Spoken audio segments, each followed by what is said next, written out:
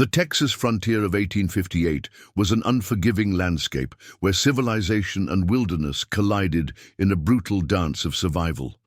Beneath endless skies that stretched from horizon to horizon, settlers pushed westward with dreams of prosperity, while indigenous tribes fought to preserve their ancestral ways.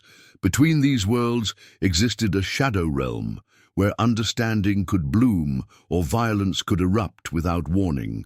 In this harsh territory, a young woman's life would be forever altered by an act of unspeakable brutality and an unexpected act of mercy.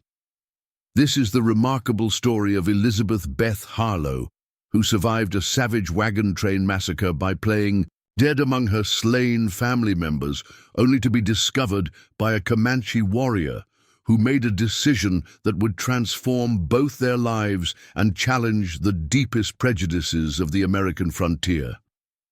Before we jump back in, tell us where you're tuning in from, and if this story touches you, make sure you're subscribed, because tomorrow I've saved something extra special for you. Spring of 1858 found the Texas frontier ablaze with tension. The stark beauty of its rolling plains and rugged hills belied the deadly conflicts that raged across the territory.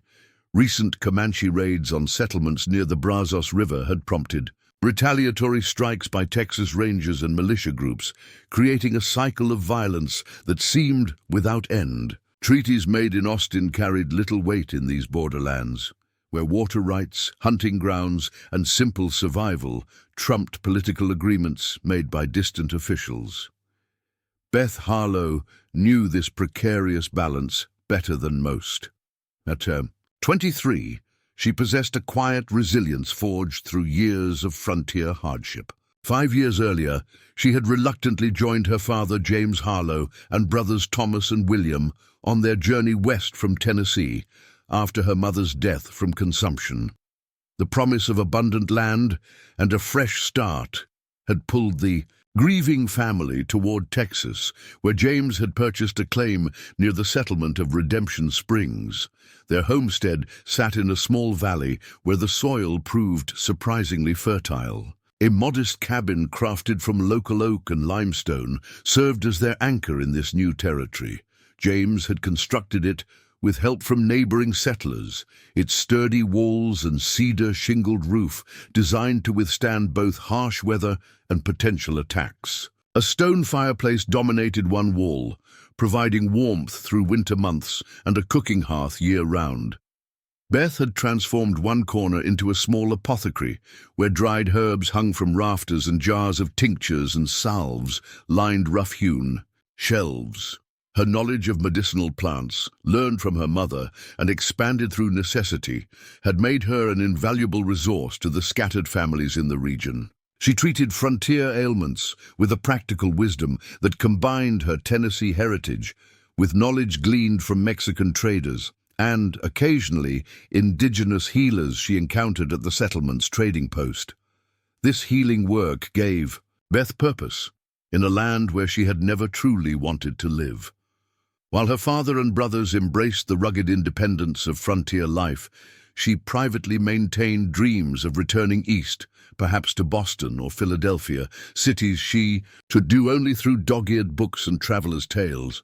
She kept a journal where she documented not just medicinal recipes, but also her observations of frontier life and her secret ambitions for education beyond what this territory could provide.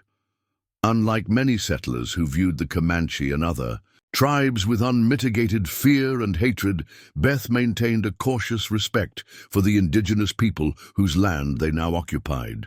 During her herb-gathering expeditions, she occasionally encountered indigenous women doing the same, and through hesitant gestures and limited shared vocabulary, they sometimes exchanged knowledge about local plants.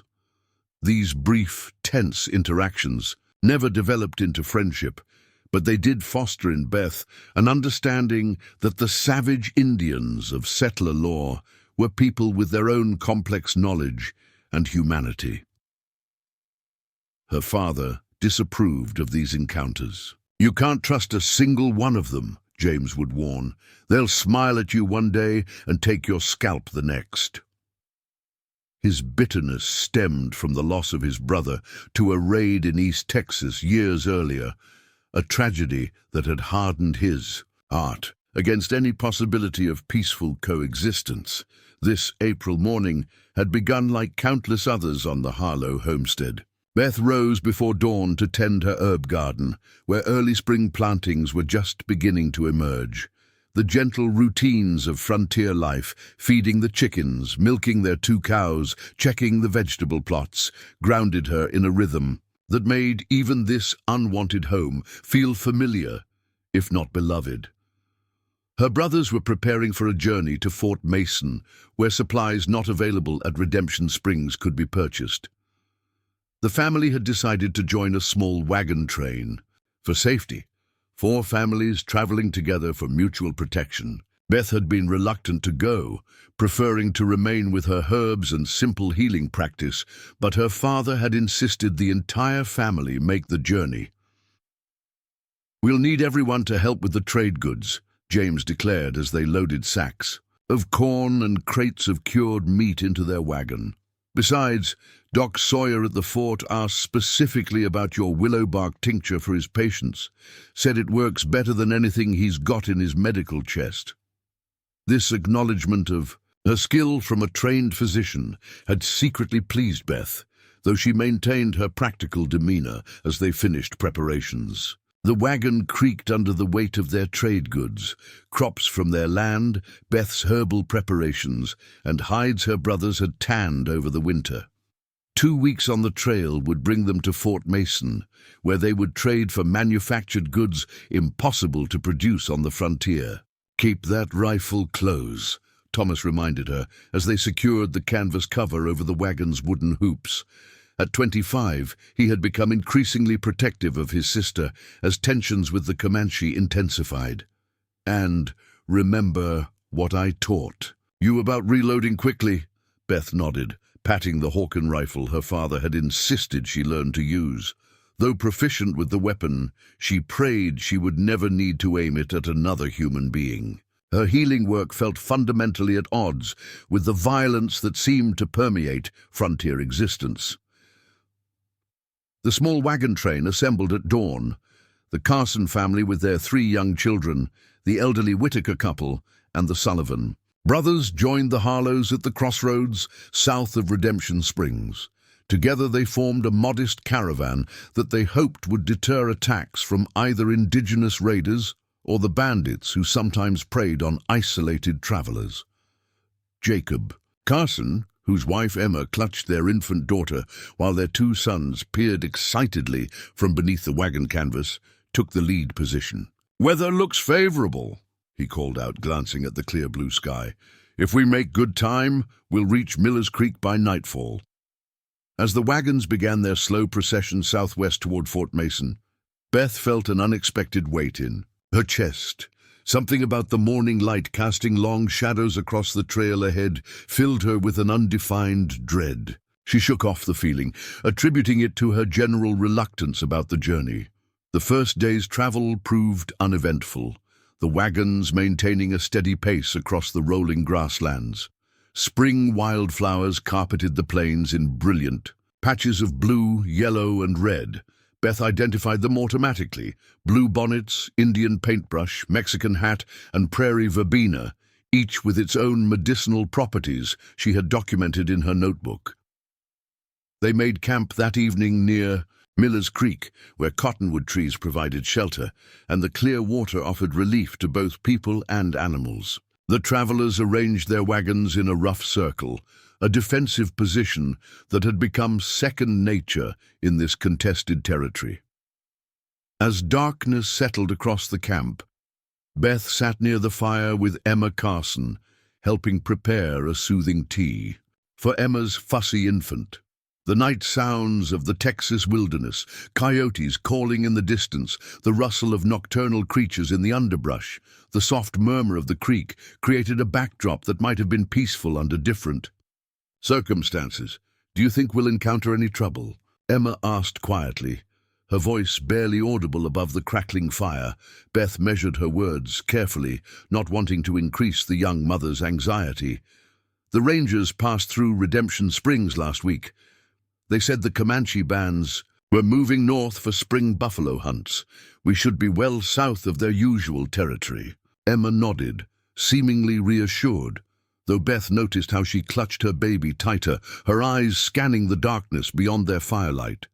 The frontier demanded this constant vigilance, this perpetual awareness of potential threats that exhausted the spirit even as it preserved life. Later, as Beth settled into her bedroll beneath their wagon, she retrieved her journal and recorded the day's journey by the flickering light of a small tin lantern. Her careful handwriting filled page after page of observations, medicinal plants spotted along the trail, the health of her fellow travelers, her own conflicted feelings about this journey. Writing had become her refuge, a private space where she could express the doubts and ambitions she kept hidden from her family. She closed the leather-bound book and tucked it into her pack, unaware that it would soon become one of the few tangible connections to a life about to be violently severed. As she drifted toward sleep, Beth Harlow could not know that tomorrow would transform her from a reluctant frontier healer to a survivor whose existence would hang upon her ability to lie motionless among the dead, or that her rescue would come from the most unexpected source imaginable. The Texas stars wheeled overhead, indifferent to the human dramas unfolding beneath their eternal light, as the night hours counted down toward a dawn that would forever divide Beth Harlow's life into before and after. Preparing and narrating this story took us a lot of time, so if you are enjoying it, subscribe to our channel. It means a lot to us. Now back to the story. Dawn broke with an ominous crimson streak. Across the eastern sky, Beth, always an early riser, emerged from beneath the wagon to find dew-soaked grass and a heavy mist hanging over Miller's Creek. The air felt unnaturally still, as though the world itself was holding its breath. She shivered despite the mild spring temperature, that persistent sense of foreboding intensifying as she kindled the morning fire. "Red sky at morning, shepherds take warning," old Mr. Whitaker muttered as he joined her by the nascent flames. His rheumy eyes squinted at the horizon. "My bones feel a storm coming." Beth nodded respectfully, though she suspected the clear sky promised no rain. The storm they should fear wore a different aspect altogether. She busied herself preparing coffee in the blackened pot, trying to dismiss her anxiety as simple travel nerves. As the camp stirred to life, James Harlow conferred with Jacob Carson about the day's route. "We should reach Serpent Canyon by midday," he declared, pointing to a crude map spread across his knee. "Narrow passage there, but it cuts half a day off our journey to Fort Mason." Thomas frowned, cleaning his Colt revolver with methodical precision. "Serpent Canyon's a natural ambush point. Rangers avoid it these days." "Rangers travel military style, son. We're just simple farmers," James replied dismissively. "Besides, nobody's reported trouble there since winter." Beth listened to this exchange with growing concern. Her brother's caution matched her own instincts, but their father had always been a man who valued expediency over excessive precaution. The other families deferred to James and Jacob as the journey's de facto leaders. Their experience on the frontier respected without question.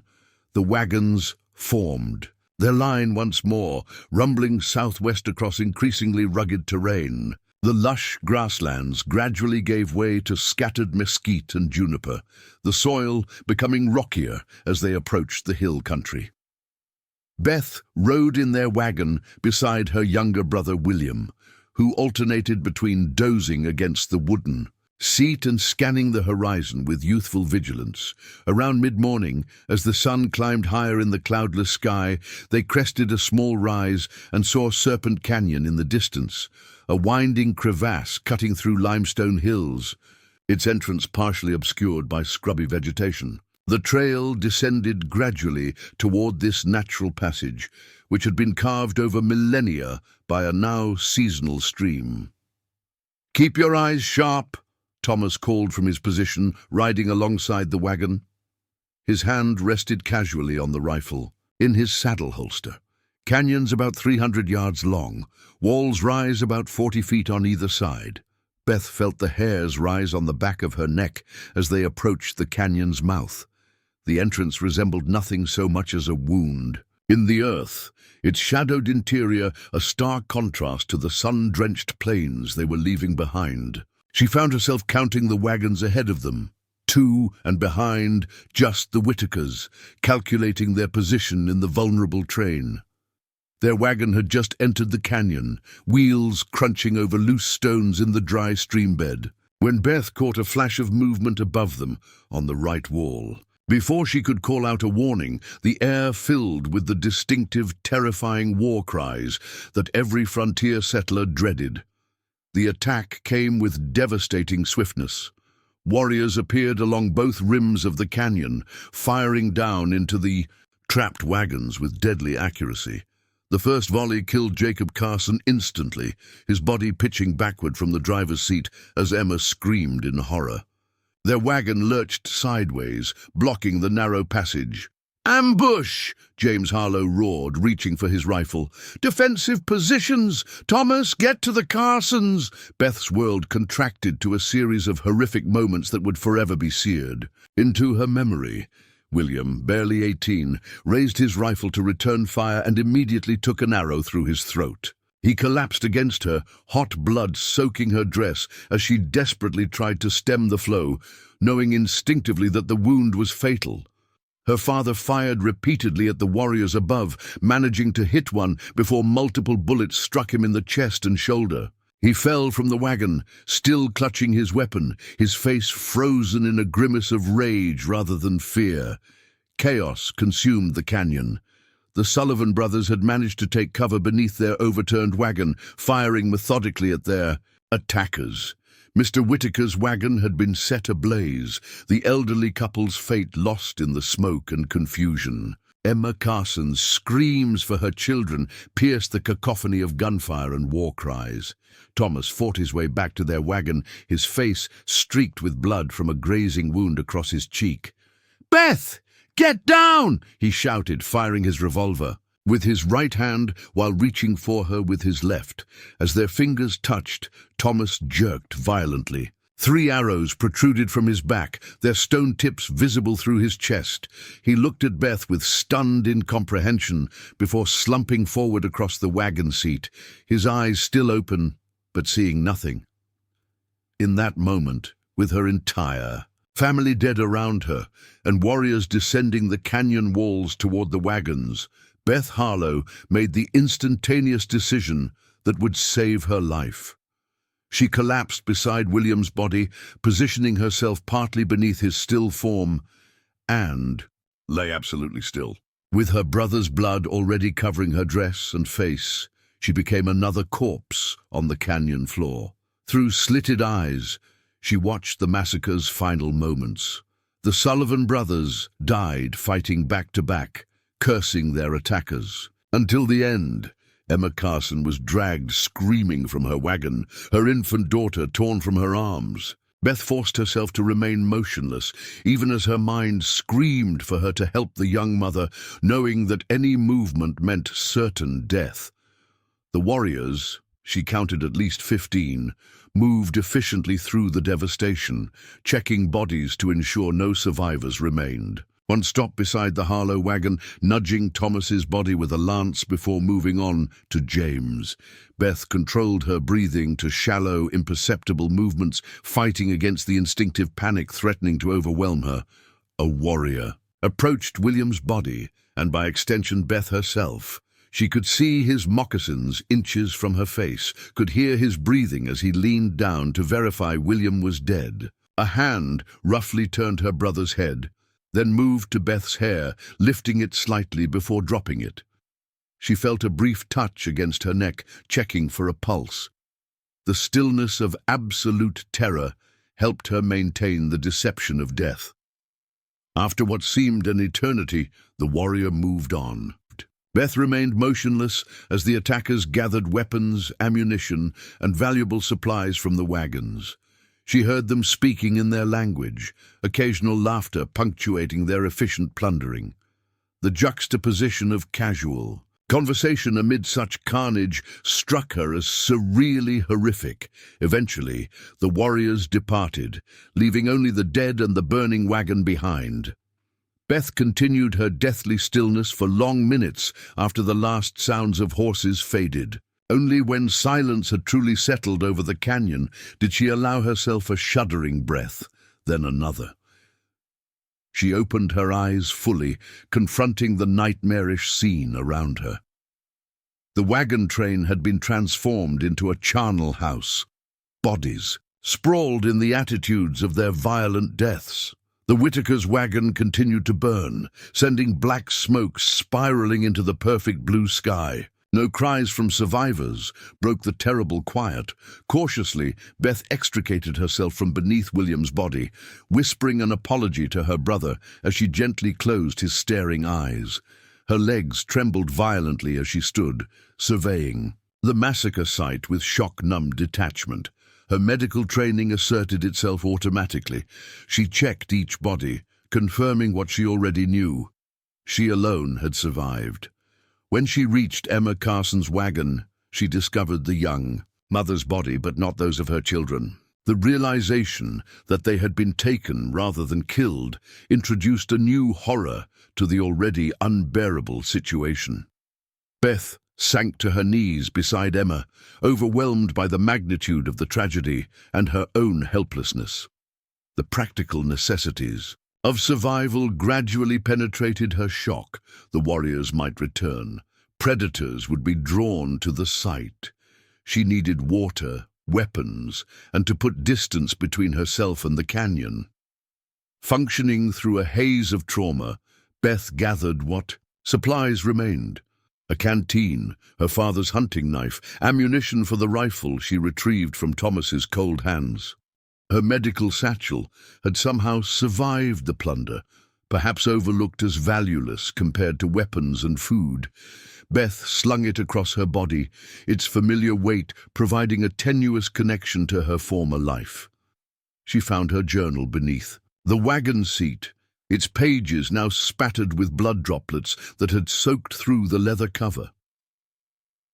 As the afternoon sun began to cast long shadows through the canyon, Beth made a wrenching decision. She could not bury her family properly. There were too many bodies, and the ground too rocky for a lone woman to manage.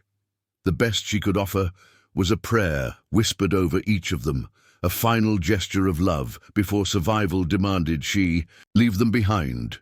With the rifle clutched in white-knuckled hands, Beth Harlow walked away from the massacre site, heading not toward Fort Mason or back to Redemption Springs, but east toward a line of hills where she might find temporary shelter. Each step away from her slaughtered family felt like a betrayal, yet she forced herself forward, one foot after another, driven by the primal instinct to survive. She had no plan beyond immediate escape, no conception of how a lone woman could traverse the hostile territory between her current position and any semblance of safety. The reality of her situation, utterly alone in Comanche territory, miles from any settlement marked by blood and trauma, had not yet fully registered through the protective numbness of shock. As twilight descended over the Texas wilderness, Beth found herself stumbling up a rocky slope toward a cluster of boulders that might offer some protection for the night. Her dress stiff with her family's dried blood, her mind fragmented by horrors witnessed, she had become a different person from the healer who had left Redemption Springs just 2 days earlier. The transformation had only begun. What she could not know, as she curled into the shadow of a limestone outcropping with the rifle across her lap, was that fate had not finished with her yet. The worst day of Beth Harlow's life had altered her irrevocably, but the most unexpected chapter of her story was about to unfold with the arrival of a lone figure whose decision would challenge everything she believed about her enemies. Night descended over the Texas hills with merciless indifference to human suffering. Beth huddled between two limestone boulders, the rough stone pressing against her back as she struggled to remain alert. Exhaustion pulled at her consciousness, but each time her eyes began to close, visions of the massacre jolted her awake. William's shocked expression as the arrow pierced his throat, Thomas reaching for her in his final moments, Emma Carson's desperate screams for her children. The moon rose, casting silver light across the unfamiliar landscape. Beth's medical training recognized her symptoms of shock, the trembling that wouldn't subside, the alternating waves of numbness and hyper-awareness, the disconnected feeling as though she were observing herself from a distance.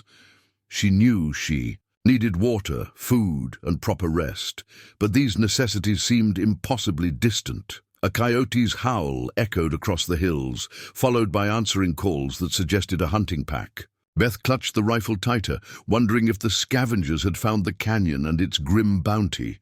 The thought of wild animals desecrating her family's bodies added fresh anguish to her already overwhelming grief. Despite her determination to remain vigilant, nature eventually claimed its due. Beth slipped into restless unconsciousness sometime in the deepest hours of the night, her body surrendering to exhaustion, even as her mind continued to replay the day's horrors in fragmented nightmares. She woke with a strangled gasp as the first light of dawn crept across the eastern horizon. For one blessed moment, disorientation masked reality, then memory returned with crushing weight. Beth forced herself to assess her situation with whatever objectivity she could muster. Her resources were minimal: the rifle with 26 rounds of ammunition, her father's hunting knife, a half-full canteen, her medical satchel, and her blood-stained journal. The dress she wore provided little protection from the elements, though the spring temperature remained moderate. Most critically, she had no clear sense of direction beyond a general understanding that Redemption Springs lay northwest of her current position. Moving stiffly, Beth emerged from her rocky shelter and surveyed the surrounding terrain. The hill she had climbed offered a vantage point across miles of rolling country. In the distance, she could see the dark slash of Serpent Canyon where her world had ended. Further west, thin smudges of smoke might indicate either settlements or camps, friend or foe, impossible to determine from this distance. Beth forced herself to drink sparingly from the canteen and chewed a piece of dried beef she found in her satchel, a remnant of provisions packed for a journey that should have been routine. As she ate, she confronted the brutal reality of her options. Attempting to return to Redemption Springs meant potentially encountering the same warriors who had attacked the wagon train. Heading toward Fort Mason without the protection of numbers was equally perilous. Remaining in place would only delay the inevitable need for water and better shelter. After weighing these impossible choices, Beth decided to follow the line of hills eastward. The terrain offered more cover than the open plains, and she vaguely recalled her father mentioning a trading post somewhere in that direction. If she could reach it, perhaps she could find help, or at least information about safer routes back to civilization. The morning grew warmer as Beth made her slow progress across the hills. Her city-bred childhood in Tennessee had not prepared her for wilderness navigation, but 5 years on the frontier had taught her to read basic landscape features. She followed game trails when possible, noting the direction of water flow in the occasional dry creek beds. The rifle grew heavier with each passing hour, but she refused to abandon it, knowing it represented her only meaningful protection. By midday, thirst had become her most pressing concern. The canteen held perhaps 2 more swallows, and the unrelenting Texas sun drew moisture from her body faster than she could conserve it. Beth began scanning the terrain for indicators of water, certain types of vegetation, dips in the landscape that might harbor springs, rocky outcroppings where water might collect. Her search led her into a narrow draw between 2 hills, where Scattered cottonwoods suggested the presence of underground moisture. The vegetation grew thicker as she descended, promising the water she desperately needed. Beth's attention focused so intently on this potential lifeline that she failed to register the subtle signs of human presence until it was too late.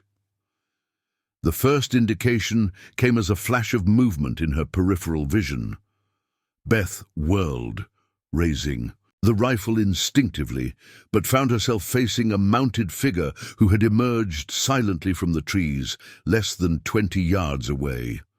A Comanche warrior sat motionless atop a painted pony, observing her with inscrutable calm. He wore buckskin leggings and a vest over his bare chest, his black hair falling in 2 long braids decorated with beads and feathers. A lance rested casually across his thighs, though he made no move to raise it. Most striking were his eyes. Dark, intelligent, and evaluating her with an intensity that seemed to strip away pretense. Beth's finger tensed on the rifle's trigger. At this distance, she couldn't miss. One shot, and she might escape while he fell.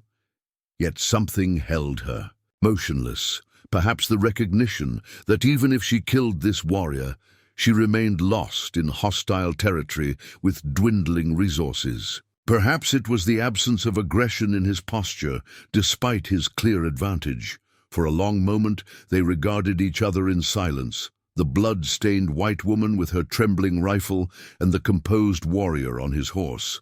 Then, with deliberate slowness, the Comanche raised his empty hand, palm forward, in what appeared to be a gesture of non-aggression. "You run from death." His words, spoken in heavily accented but understandable English, startled Beth almost as much as his appearance had. "Many dead in the canyon. You alone live." Beth maintained her aim, though her arms had begun to shake, from exhaustion and fear. "Your people killed my family," she managed, her voice barely above a whisper. "All of them. Everyone." The warrior shook his head slightly. "Not my band. Quanah's warriors. They raid south, while buffalo hunters come to our lands from north." He studied her with that same penetrating gaze. "You play dead among your fallen." Clever woman. The realization that he had been to the massacre site, had perhaps watched. A flea sent a chill through Beth's body. "Are you going to kill me now?" she asked, surprising herself with the steadiness of the question. Instead of answering directly, the warrior dismounted in one fluid motion, though he remained at a non-threatening distance. "I am Tachaso. It means panther." He gestured toward the trees behind him. "Water there. You need water or you die before sunset." Beth didn't lower the rifle. "Why would you help me?" Tachaso regarded her with an expression that might have been curiosity. "Many seasons ago, White Doctor saved my sister when fever came to our band. Not all white eyes bring death." He paused, then added, "You carry medicine bag. You healer?" The unexpected connection momentarily disoriented Beth. "Yes," she acknowledged cautiously. "I treat the sick. I use plants for healing." Something shifted in Tachaso's expression, a subtle change that might have been recognition or respect. "Come. Water first. Then we talk." He turned and walked toward the trees, clearly expecting her to follow. Beth remained rooted in place, the rifle still half raised. Every warning she had ever heard about the Comanche screamed through her mind, tales of torture, captivity, and worse fates than quick death. Yet she could feel her strength ebbing with each passing minute. Without water, she would not survive another day, regardless of this warrior's intentions. Making her decision, Beth lowered the rifle slightly and followed Tachaso toward the trees, maintaining what distance she could. They emerged into a small clearing where a spring bubbled from the hillside, forming a clear pool before trickling away down the draw. A small camp had been established near the water, a simple shelter of branches covered with hides, a stone-ringed fire pit, and a few possessions arranged with precise care. "Drink!" Tachasso instructed, gesturing toward the spring. Beth approached the water cautiously, never taking her eyes completely off the warrior. She knelt and cupped her hands, bringing the cool liquid to her parched lips. The relief was immediate and overwhelming. She had not realized how close to collapse she had been until the water began to revive her. After she had drunk her fill, Beth sat back on her heels, still gripping the rifle across her lap. "Why are you alone?" she asked, noting the absence of others at what appeared to be a solitary camp. Tachasso settled on a flat rock nearby, his movements deliberate and unhurried. "I hunt alone this season. My dreams told me to seek vision in these hills." His gaze traveled over her blood-stained dress, found you instead. The implication that he viewed their meeting as significant rather than random unsettled Beth. "I need to reach the trading post," she stated, trying to project more confidence than she felt. "Or find my way back to Redemption Springs." "Trading post 3 days walking," Tachasso replied. "Not safe for woman alone. Rangers patrol near Redemption. They shoot Comanche on sight now, after raids." He studied her with that disconcerting directness. "You die without help." The brutal truth of his assessment struck Beth with full force. She was utterly lost in hostile territory, physically exhausted, emotionally shattered, and without the skills necessary to navigate back to safety alone. The warrior before her represented either her only chance of survival or a different form of death than the one she had narrowly escaped. "Why would you help me?" she asked again, the question emerging from a deeper place than before. Tachasso was silent for a long moment, his expression unreadable. Finally he spoke with quiet certainty. "The spirits bring together healer and warrior when blood flows across the land. May be purpose in this meeting." He rose and moved to his shelter, returning with a small bundle wrapped in soft hide. Unwrapping it carefully, he revealed an arrow wound in his forearm, crudely treated but showing signs of infection. "Arrow from my own people, who follow Quanas. In path of war. I cannot treat this alone. You have medicine knowledge." Beth stared at the wound, her healer's instincts automatically assessing its severity. The infection hadn't progressed beyond treatment, but left unattended, it would eventually cost him his arm or his life. She understood now. He needed her skills as much as she needed his knowledge of the territory. "You help me, I help you," Tachasso stated simply. "Then our paths can separate or continue together. Your choice when time comes." As the afternoon light filtered through the cottonwood leaves above them, Beth Harlow found herself at another crossroads. Yesterday she had survived a massacre by playing dead among her slaughtered family. Today she faced an equally momentous decision: to trust a warrior from the people she had been taught to fear, or to face certain death alone in the wilderness. "I'll treat your wound," she said finally, reaching for her medical satchel. "After. That we'll see."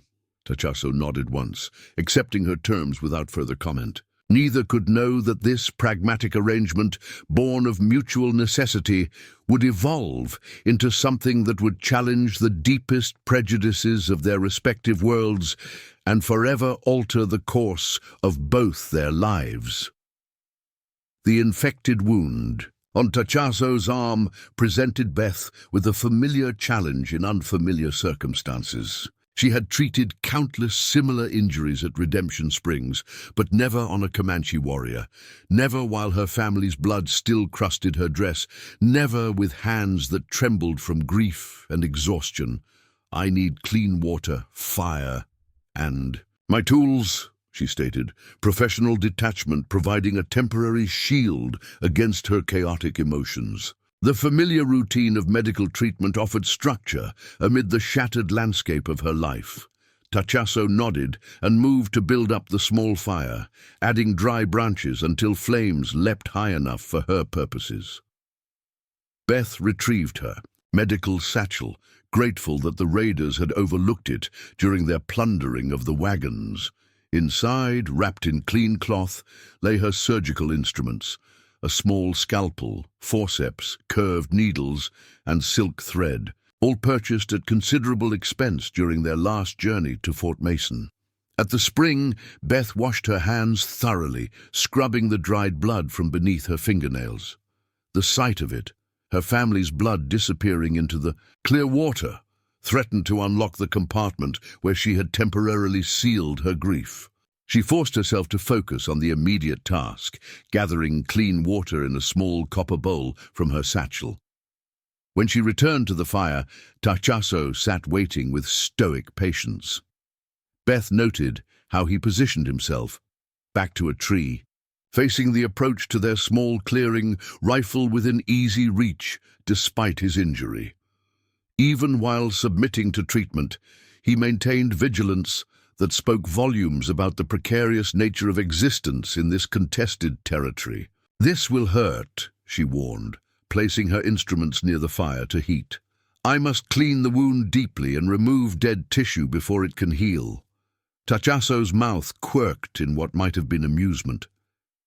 "Pain is not new friend to me." Beth worked methodically, first cleaning the area around the wound with water and a cloth, then examining the damaged tissue. The arrow had penetrated the fleshy part of his forearm, missing bone, but leaving a jagged tear that had begun to fester. She added dried yarrow from her stores to the hot water, creating an antiseptic wash. "Did you remove the arrow yourself?" she asked, partly to distract him as she prepared to debride the wound, partly from professional curiosity. "Yes. Arrow broke when I pulled it. Had to push through." His matter-of-fact description of what must have been an excruciating procedure impressed Beth despite herself. As she worked to clean and treat the infection, Beth found herself studying Tachasso more carefully. His face, weathered by sun and wind, suggested he was perhaps 30 years old. Scars on his chest and arms told stories of previous battles and hunts. Most striking were his hands, strong and calloused, yet capable of surprising dexterity. As he had built up the fire and arranged his few possessions, "You've been shot by your own people," she observed, as she cleaned dead tissue from the wound. "Why?" Tachasso remained still beneath her ministrations, only the slight tightening around his eyes betraying the pain her work caused. "My band divides. Some follow old ways, trading, sometimes raiding for horses, but keeping peace when possible. Others join Quanapaka, who fights war against all white settlements. I argue against attacking families." His gaze briefly met hers. "Children." The reference to children sent a spike of anguish through Beth as she remembered Emma Carson's screams for her captured offspring. "The warriors who attacked our wagon train, they took the Carson children alive. Why?" A shadow crossed Tachasso's features. "Young ones sometimes adopted into tribe, become Comanche in all but blood." He hesitated, then added, "Others sold to Mexicans or different tribes, trade goods." The clinical detachment Beth had maintained cracked at this confirmation of the children's likely fate. Her hands stilled over the wound as her body betrayed her with a violent shudder. "They were just babies," she whispered, "the youngest barely walking. War makes monsters of men," Tachasso replied quietly. "My people die from white man's diseases and bullets. Your people die from Comanche arrows and knives. Children suffer most in this killing time."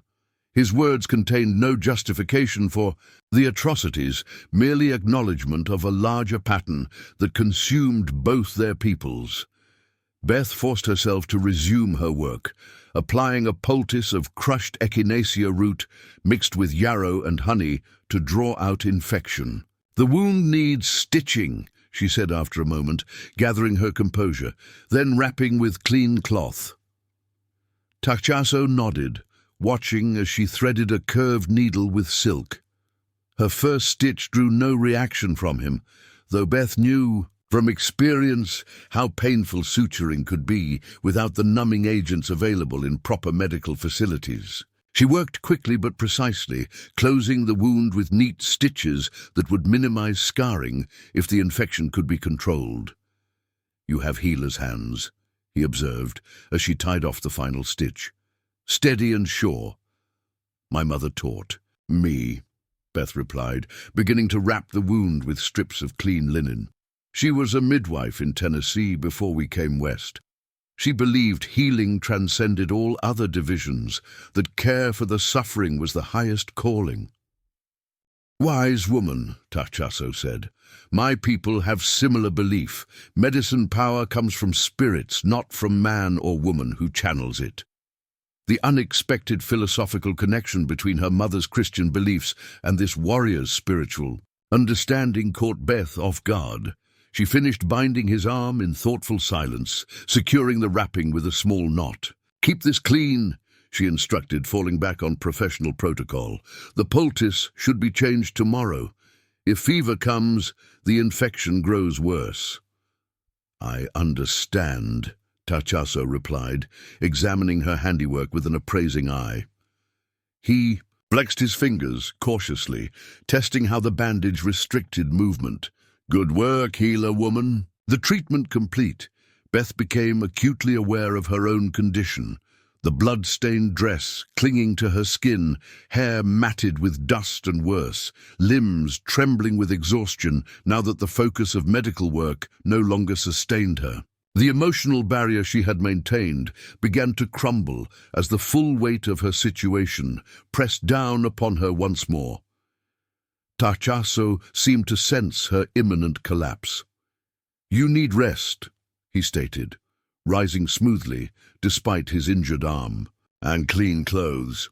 He moved to his small cache of possessions and retrieved a bundle which he offered to her. "Buckskin dress, took from abandoned Lipan camp last moon. Too small for Comanche woman, may fit you." Beth stared at the garment, beautifully crafted from soft deer hide, decorated with simple beadwork along the yoke.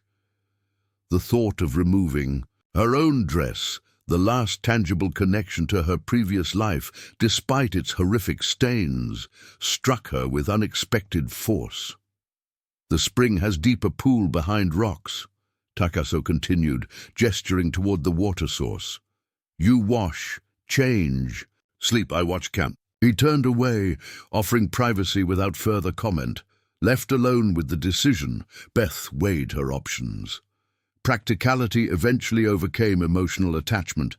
Her blood-soaked clothing was becoming a health hazard in the warm Texas spring. Moving stiffly toward the spring, she found the secluded pool Tachasso had mentioned, screened by boulders and overhanging vegetation. The shock of removing her dress nearly undid her fragile composure. Beneath the fabric, her skin bore the transferred evidence of her family's violent deaths, blood that had soaked through to mark her like a terrible tattoo. Beth stepped into the cool water, watching as crimson clouds bloomed around her, carrying away the last physical traces of those she had loved. The grief she had suppressed since the massacre finally broke through her defenses. Silent sobs racked her body as she scrubbed her skin raw, as though she could somehow wash away the memories along with the blood. The water absorbed her tears as it had absorbed her family's blood, indifferent to human suffering. Eventually, the storm of emotion subsided into dull numbness. Beth emerged from the pool and dried herself with a clean section of her ruined dress before donning the buckskin garment. The dress fit reasonably well, though it hung slightly loose across her shoulders. The unfamiliar feel of soft hide against her skin symbolized yet another boundary crossed, one more step away from the life she had known. When she returned to the camp, Tachasso had arranged a sleeping place for her beneath a small lean-to of branches covered with a hide blanket.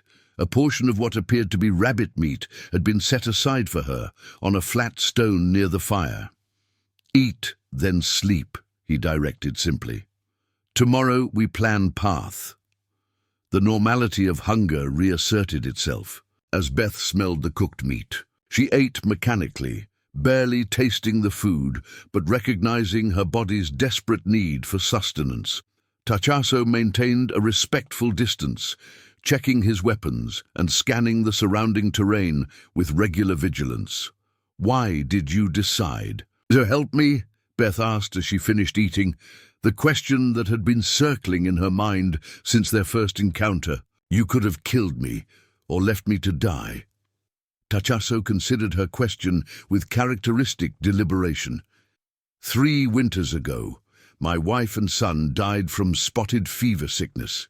White doctor at fort tried to help them, though my people were not welcome there. They died, but he showed respect." He paused, searching for words. "Some paths cross for purpose. Killing easy, understanding harder." The simple eloquence of his explanation resonated with Beth's exhausted mind. Her mother had often spoken of divine providence, the belief that seemingly random encounters served higher purposes. Whether Tachasso's spiritual understanding aligned with her mother's Christianity mattered less than the shared recognition that their meeting held meaning beyond chance. "I still don't know if I can trust you," she admitted, the day's physical and emotional exertions making candor easier than calculation. "Wise," he replied with unexpected approval. "Trust comes slow like sunrise, not sudden like lightning. Sleep now with rifle near. Tomorrow is new day for decisions." Beth retreated to the small shelter, positioning herself so she could see both Tachasso and the approach to their camp. Despite her intention to remain vigilant, the overwhelming fatigue of survival soon pulled her into deep sleep, the rifle clutched against her chest like a shield.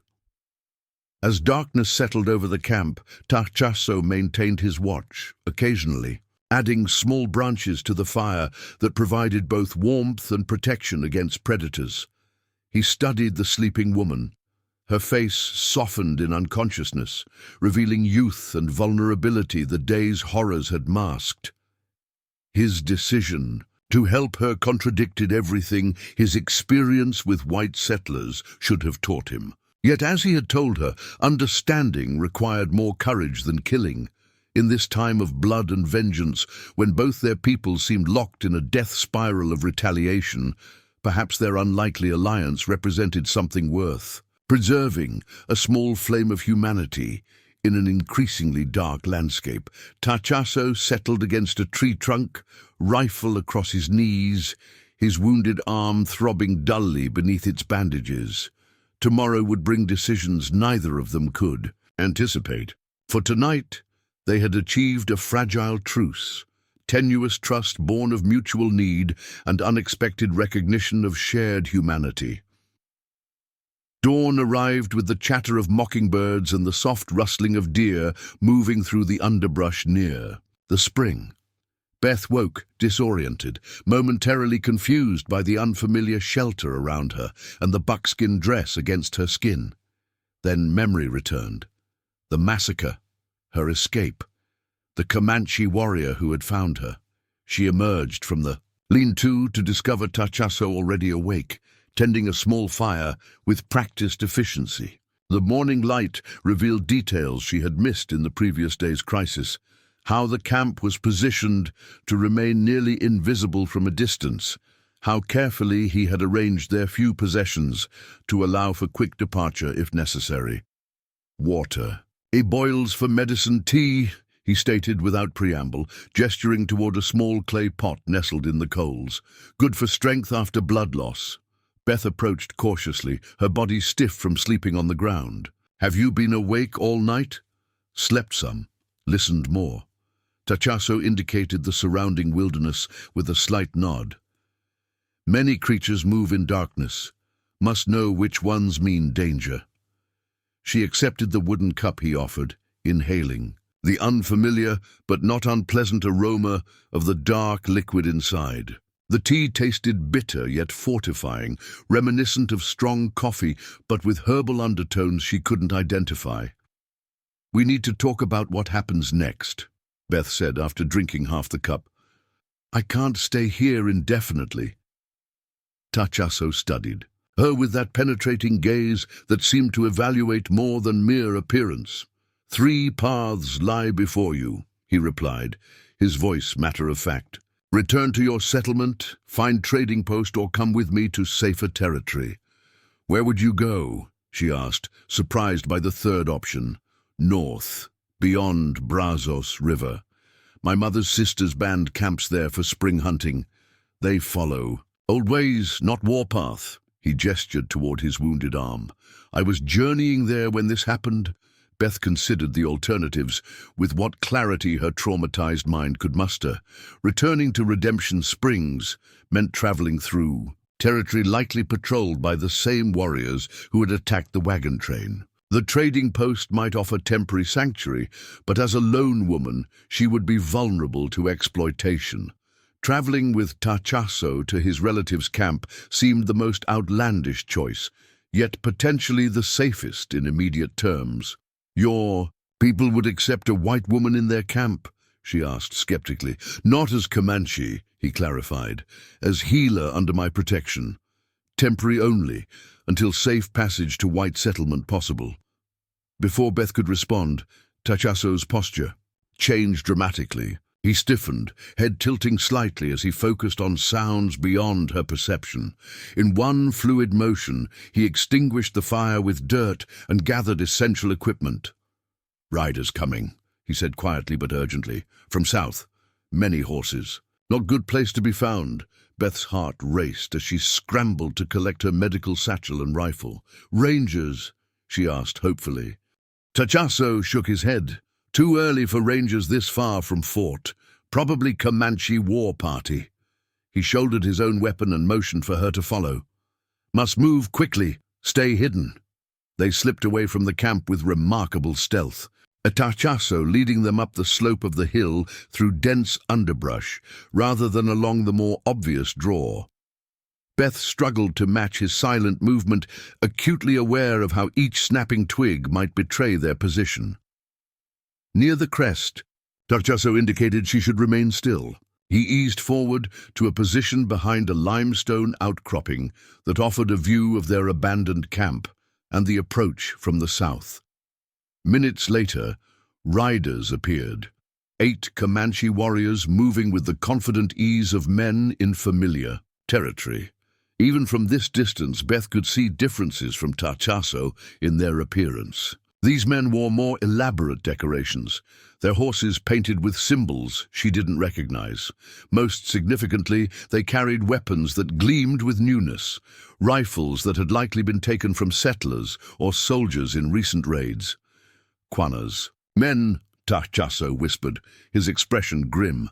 "Scouts for larger war party." Beth watched in tense silence as the warriors discovered their camp. 2 dismounted to examine the site, gesturing toward the fire pit and the impression left by the lean-to. One held up something that made Beth's blood run cold, the blood-stained dress she had discarded near the spring. The warriors conferred briefly before remounting. Instead of continuing north, they spread out in a search pattern, clearly intent on tracking whoever had occupied the camp. "They know," Beth breathed, struggling to control her panic. "They know someone survived the massacre." Tachasso nodded once, his face set in lines of grim determination. "We must reach my horse before they find trail. Follow exactly where I step. Move only when I move." What followed was the most harrowing journey of Beth's life. They traversed the hilltop using every available form of natural cover, freezing in place whenever the searching warriors came into view. Tachasso led them through a tortuous route that prioritized concealment over direct progress, often doubling back or waiting motionless for agonizingly long periods. The morning stretched into afternoon as the deadly game of hide-and-seek continued. Beth's legs burned with fatigue, her throat parched from thirst and fear. Tachasso remained a model of patient endurance, communicating with hand signals and occasional whispered instructions when absolutely necessary. "Horse hidden in cave," he explained during one brief rest. "1 valley beyond next ridge. If we reach it, we can outrun them." "Why are they so determined to find me?" Beth asked, her voice barely audible. White witness to raid. Danger to them. Tachaso's expression hardened. Also, you took warrior scalps at Canyon. Beth stared at him in shock. What? I didn't touch anyone after the attack. They believe you did. 2 warriors missing after raid. Rangers found them near Canyon, dead, scalped. His eyes met hers with grim significance. Comanche believe only one explanation. Survivor took revenge. The implications staggered Beth. Not only was she being hunted as a witness, but she stood accused of an act that would demand the most terrible retribution in Comanche culture. But I didn't, she protested weakly. Truth matters less than belief. Now, Tachaso replied, rest is over, we move again. Their progress became more urgent as the sun began its westward descent. The searching warriors had expanded their hunt to include the surrounding hills, making each advance increasingly dangerous. Twice they narrowly avoided detection. Once, by lying motionless beneath a fallen tree as a warrior passed within yards of their position. When they finally crested the ridge, separating them from Tachaso's horse, Beth felt a surge of desperate hope. The valley below featured a winding creek lined with cottonwoods and willows, providing cover for their final approach to the cave he had mentioned. They had begun their descent when disaster struck. A loose stone tumbled from beneath Beth's foot, clattering down the slope with heart-stopping noise. Almost immediately, a shout echoed from their left. One of the scouts had spotted their movement. "Run!" Tachaso commanded, abandoning stealth for speed.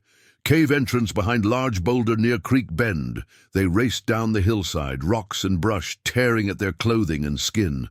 Behind them, more shouts confirmed the pursuit had begun in earnest.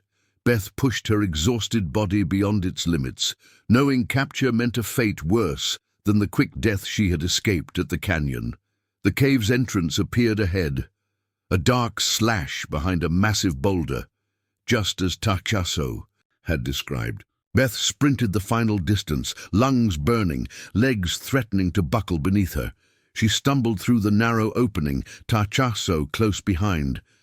Inside, the cave widened into a modest chamber where a magnificent painted horse stood tethered to a rock projection.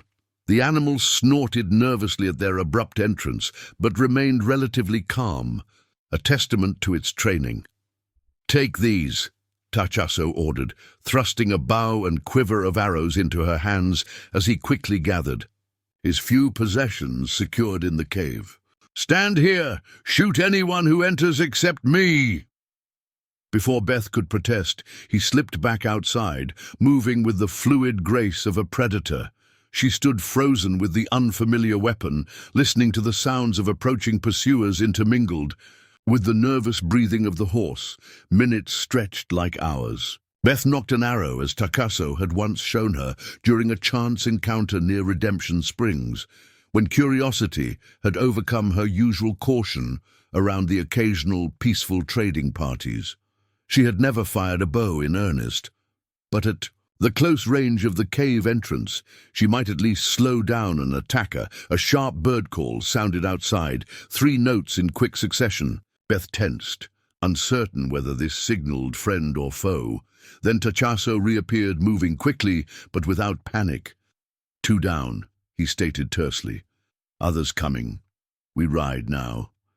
With practiced efficiency, he secured their minimal equipment to the horse and vaulted onto its back.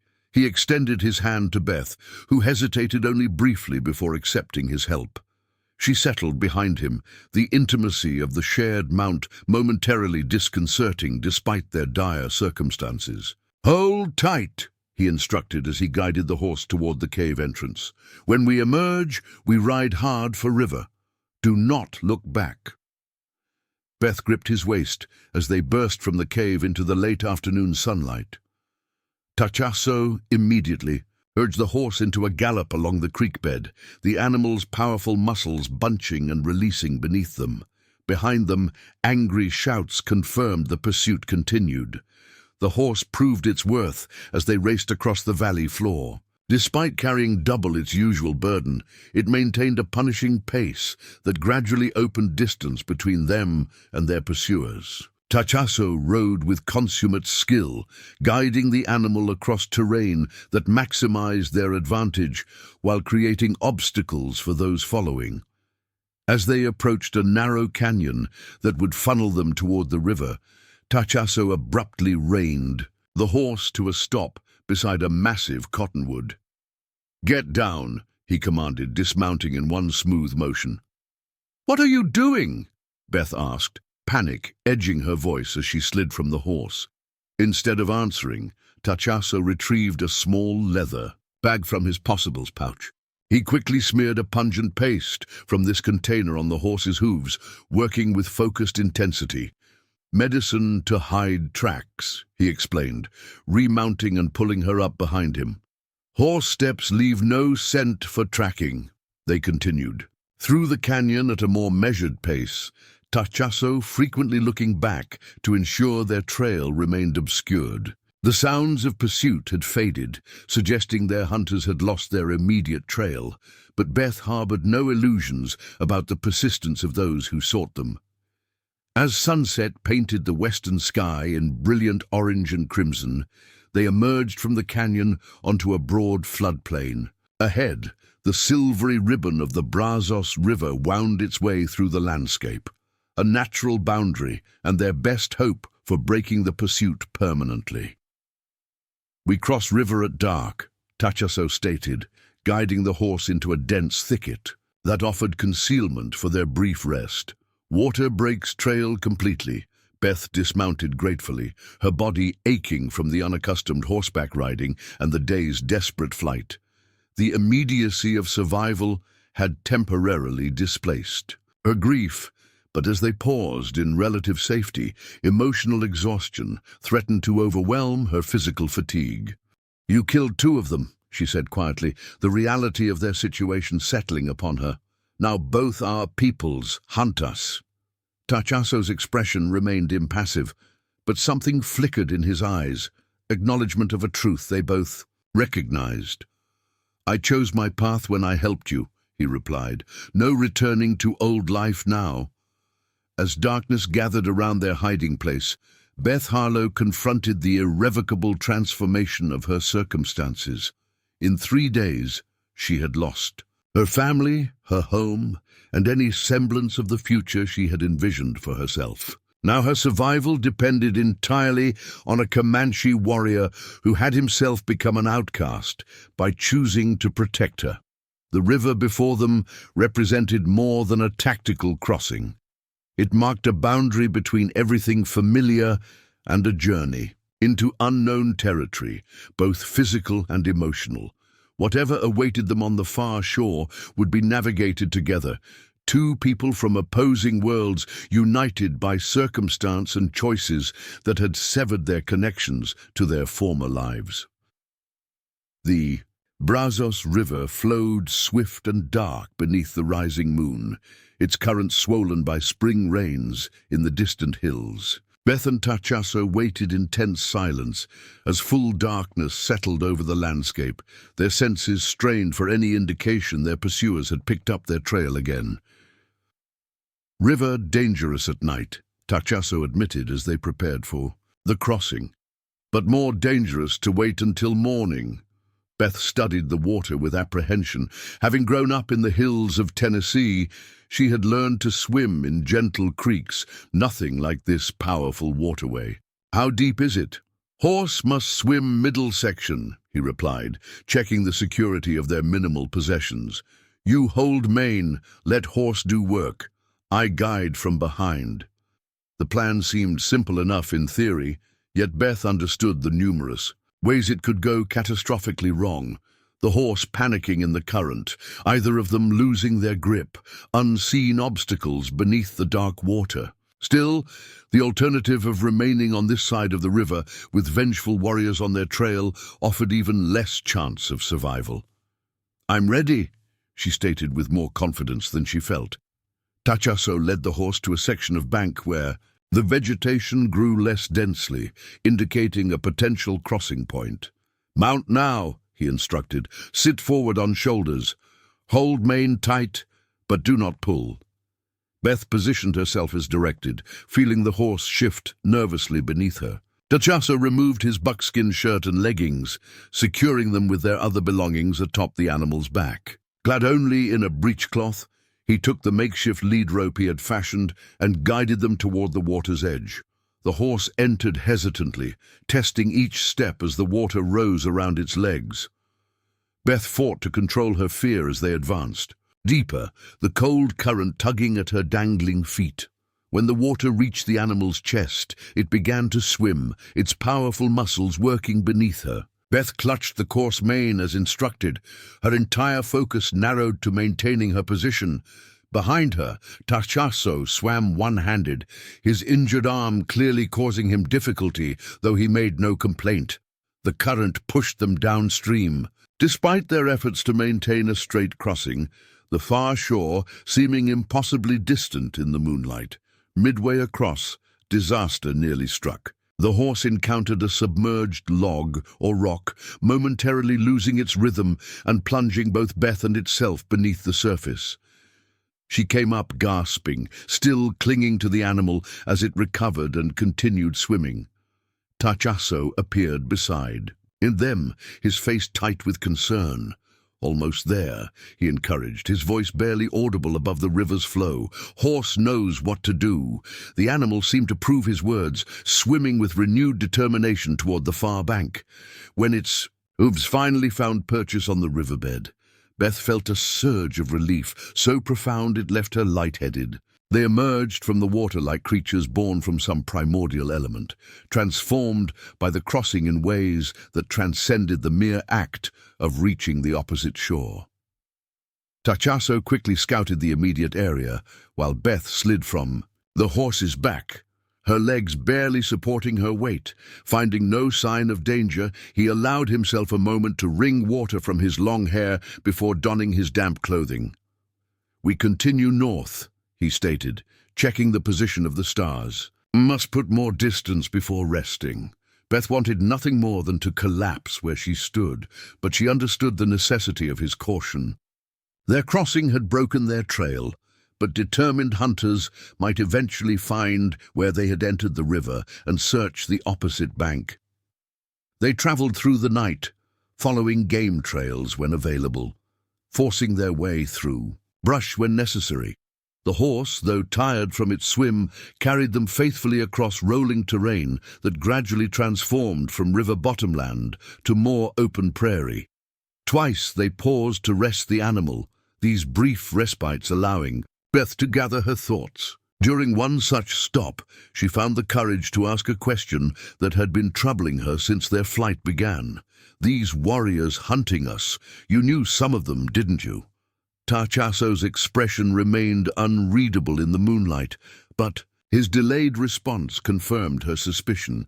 "My brother's son rides with them. He chose Quana's path when our band divided." The personal cost of his decision to help her took on new dimension with this revelation. "You stood against your own. A family to protect me," Beth observed quietly. "Family is more than blood," he replied after a long moment. "It is shared beliefs, shared path." He met her gaze directly. "My son would have been 10 winters now. Same age as youngest boy taken from Wagon train. The connection between his lost child and the Carson children created an understanding beyond words. This man, who had every reason to view her as enemy, had instead recognized something that transcended the bitter divisions between their peoples, a shared humanity expressed through protection of the vulnerable. Near dawn, they reached a cluster of low hills dotted with stunted oak trees. Tachasso finally called a halt, selecting a position that offered both concealment and a clear view of their back trail. "Sleep," he instructed as he unsaddled the exhausted horse. "I keep watch first." Beth needed no encouragement. She curled beneath a small tree, her damp clothing gradually warming with her body heat. Despite the discomfort, physical and emotional, exhaustion pulled her quickly into deep, dreamless sleep. When she woke, the sun had passed its zenith. Beth found Tachaso sitting nearby, his back against a tree trunk, eyes closed, though she doubted he truly slept. The horse grazed peacefully a few yards away, seemingly recovered from its exertions. "How far did we come?" she asked, her voice rough from thirst. Tachaso opened his eyes immediately, confirming her suspicion about his vigilance. "Many miles. River crossing confuses trail." He offered her a water pouch. "Filled from spring before you woke." Beth drank gratefully, the cool liquid soothing her parched throat. As basic needs reasserted themselves, she became acutely aware of her hunger. They had eaten nothing since the previous morning's brief meal at the spring camp. Reading her expression, Tachaso reached for a small leather bag tied to his belt. "Pemmican," he explained, offering her a piece of the dense, brownish substance. "Deer meat, fat, berries, gives strength."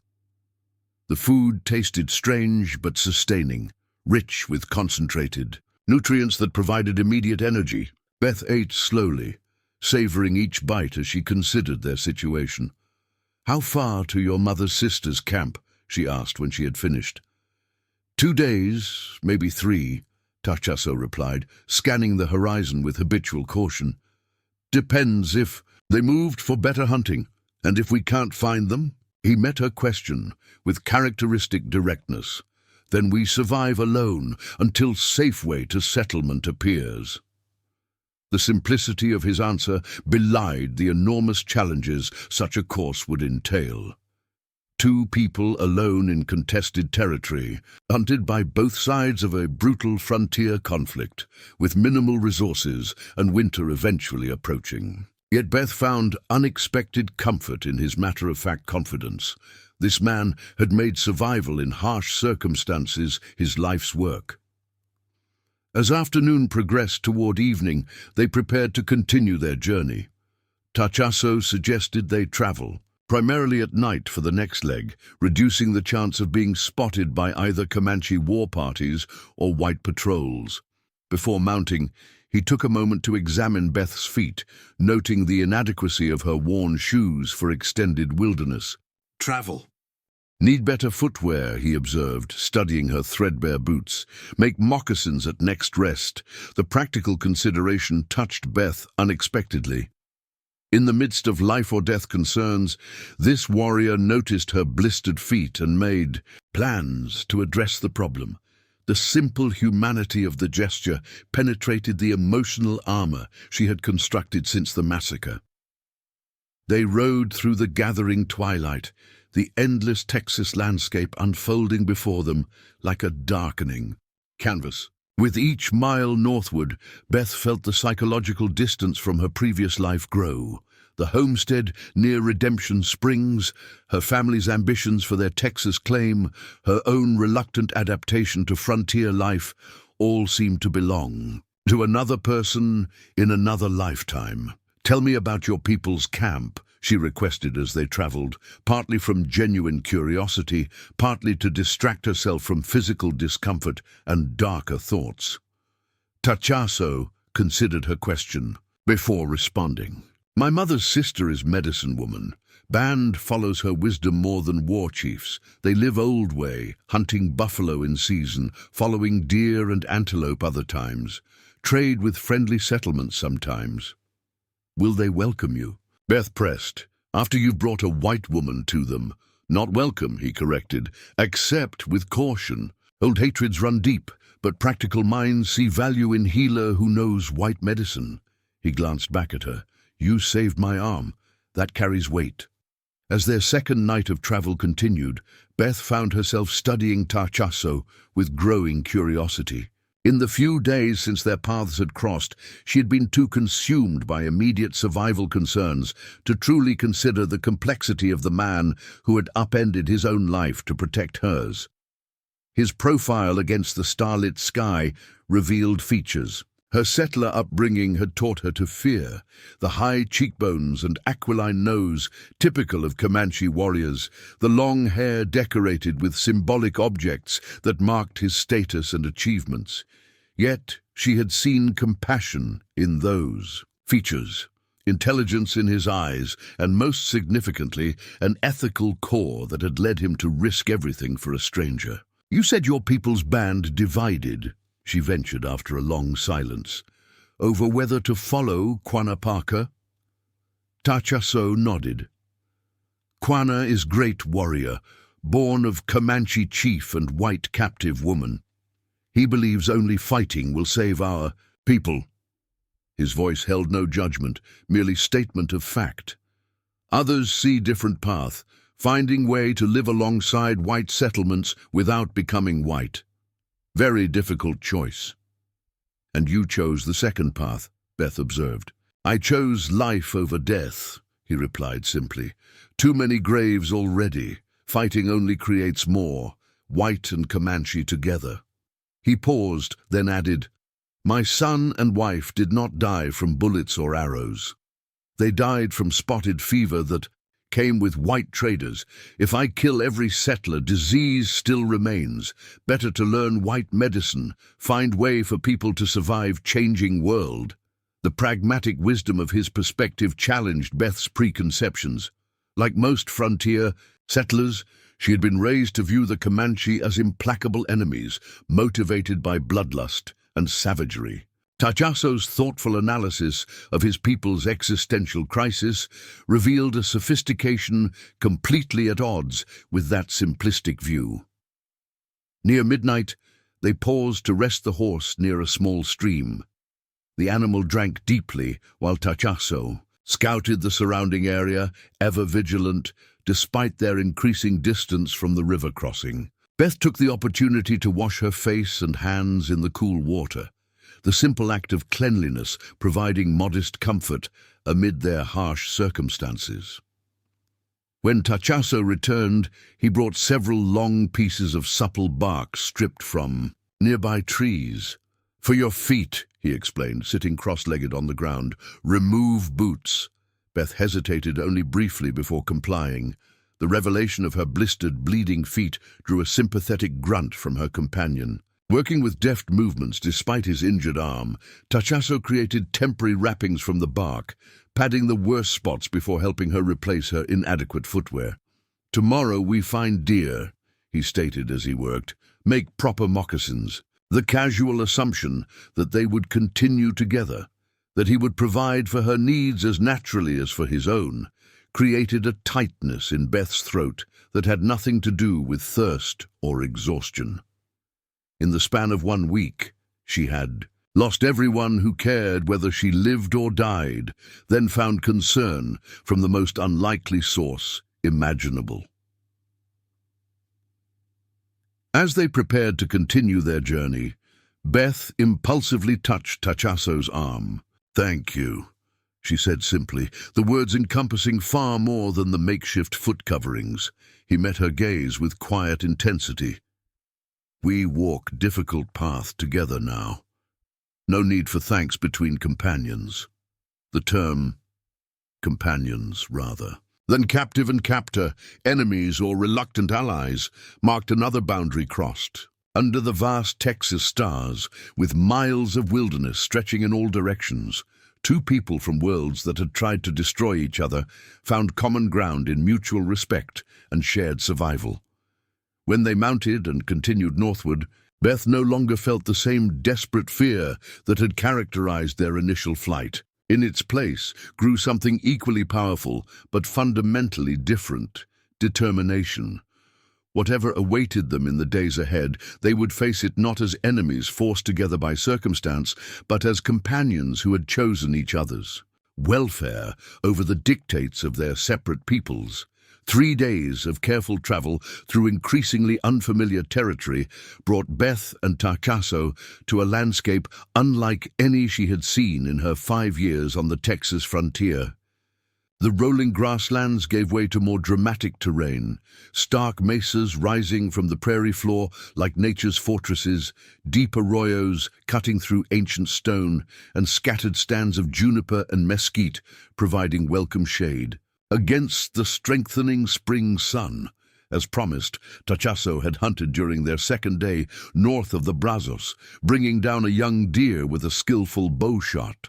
That evening, he taught Beth how to prepare the hide for moccasins, demonstrating techniques passed down through generations of his people. "Pull like this," he instructed, showing her how to stretch and scrape the skin. Softness comes from patient hands. Beth worked alongside him, her medical experience with delicate procedures translating surprisingly well to this unfamiliar craft. By nightfall, she wore new footwear crafted specifically for her feet, softly padded moccasins that alleviated the blisters and pain caused by her worn-out boots. "How much farther?" she asked on the morning of their fourth day, as they broke camp in the pre-dawn darkness. Tachasso scanned the distinctive mesa formation visible to the north. "We reach Medicine Canyon by midday, if signs are correct.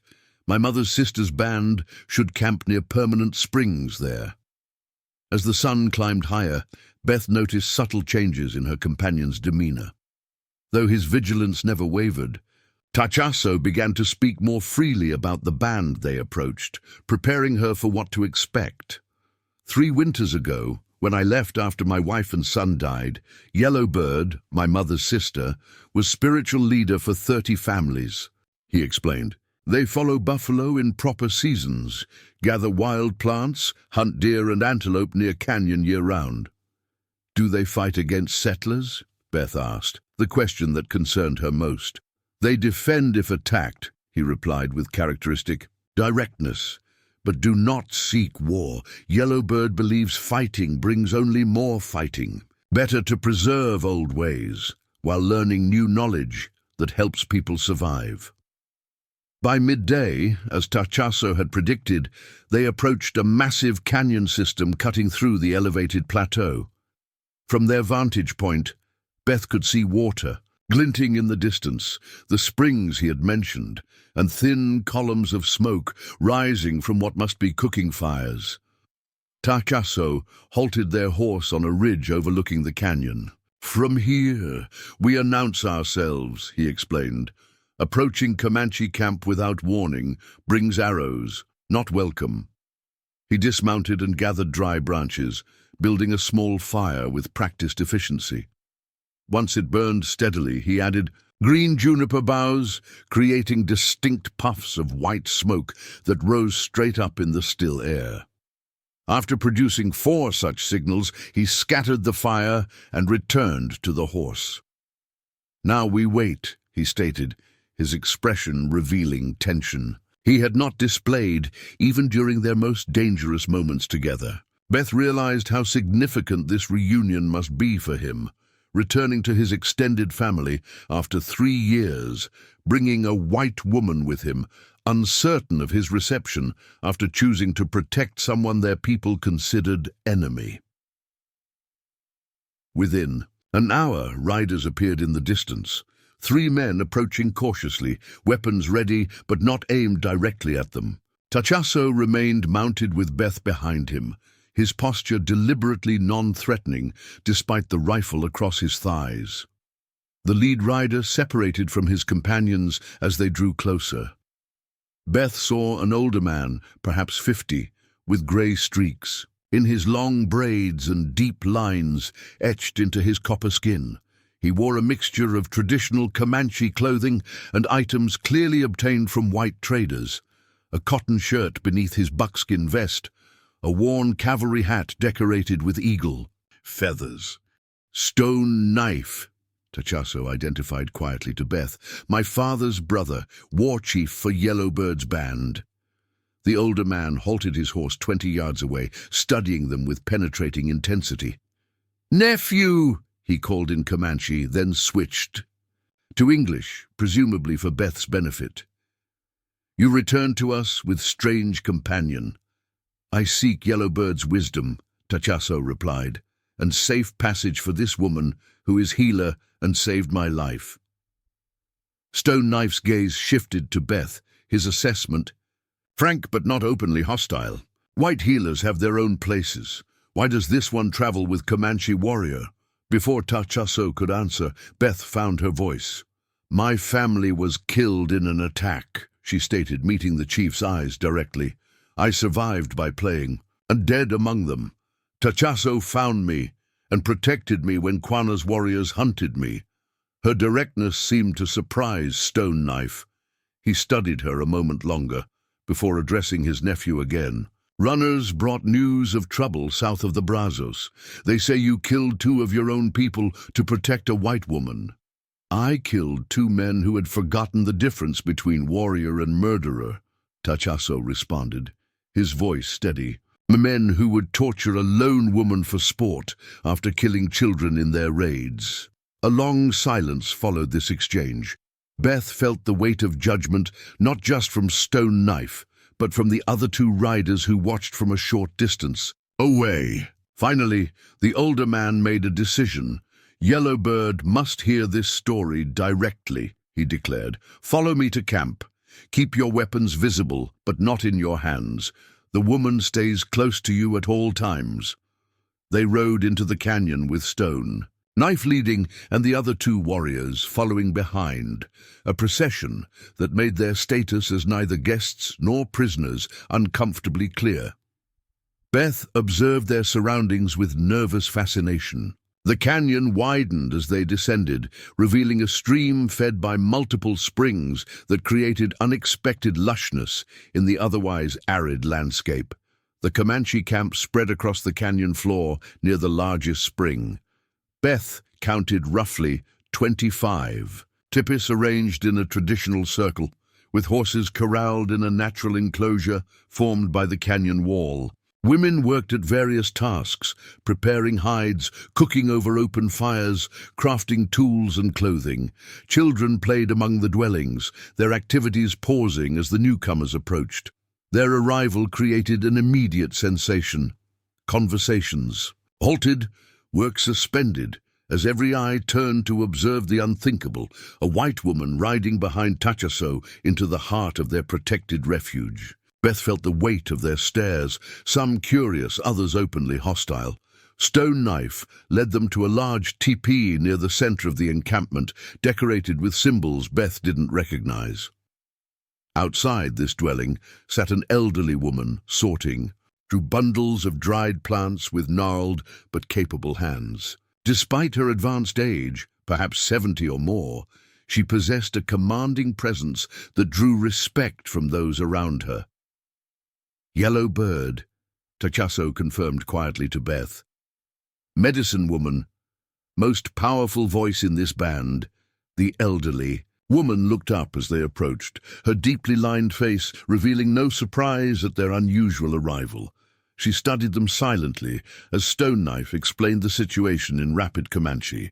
Beth recognized Tachaso's name and her own designation as White Healer Woman, repeated several times during this exchange. When Stone Knife finished, Yellowbird rose with surprising agility for her age. She approached their horse, stopping directly before Beth, her sharp eyes seeming to peer beyond physical appearance into something deeper. "Come down," she instructed in accented but clear English. "Let me see the woman who made my sister's son kill his own people." Beth dismounted with Tachaso's assistance, her legs stiff from the long ride. Standing before the medicine woman, she felt simultaneously intimidated and drawn to the ancient power that seemed to radiate from this diminutive figure. "I did not ask him to kill anyone," Beth stated, holding Yellowbird's gaze despite her fear. "He chose to help me when he found me alone and injured." The old woman nodded slowly. "Tachaso always makes difficult choices. It is his way since childhood." She turned to her nephew. "You bring danger to our band with this woman." "I bring truth," he countered respectfully, "and a healer who knows white medicine that might help our people survive the sicknesses that will come with settlers." Yellowbird considered this, her expression inscrutable. After a long moment, she addressed the growing crowd of curious band members who had gathered around them. "The council must hear this story," she announced. "Tonight we listen, then decide. Until then, they stay in Ghost Dog's teepee. He walks with the ancestors now and needs his dwelling no longer." The pronouncement seemed to satisfy the onlookers, who dispersed slowly, returning to their interrupted activities. though many continued to cast curious glances toward Beth. Stone Knife assigned 2 young warriors to escort them to the designated teepee, while Tachaso's horse was taken to the communal corral. The dwelling assigned to them stood slightly apart from the others, a modest structure that showed signs of recent emptying. Inside, basic necessities remained: sleeping robes, cooking implements, storage containers, but personal belongings had been removed, presumably after its owner's death. Ghost Dog was respected elder, Tachaso explained as they settled into the unfamiliar space. His family took his weapons and sacred items when he died last moon, but dwelling remains honored. Beth sank onto a pile of buffalo robes, the physical and emotional exhaustion of their journey finally catching up with her now that immediate danger had passed. What happens at this council tonight? I tell our story. Yellowbird and Stone Knife question. Band decides if we stay or must leave. His expression revealed concern beneath his usual stoicism. Coming here was risk. Comanche ways demand blood payment for warriors killed, even if killing was justified. The gravity of their situation struck Beth anew. They had escaped immediate danger only to face a different kind of judgment, one governed by cultural rules she barely understood. Will they want to kill me as payment? Tachaso shook his head. Not while under my protection and in Yellowbird's camp. They might demand we leave immediately, which means traveling dangerous territory alone, or they might accept us temporarily while deciding longer path. A young woman entered bearing a wooden bowl of stew and a water skin. She set these items down without meeting their eyes and departed quickly, her body language suggesting a mixture of fear and curiosity. Eat, Tachaso urged. Council may last many hours tonight. Need strength. Beth ate mechanically, the unfamiliar flavors barely, registering through her anxiety. As afternoon progressed toward evening, she organized her medical satchel, a habitual response to stress since her earliest days of training with her mother.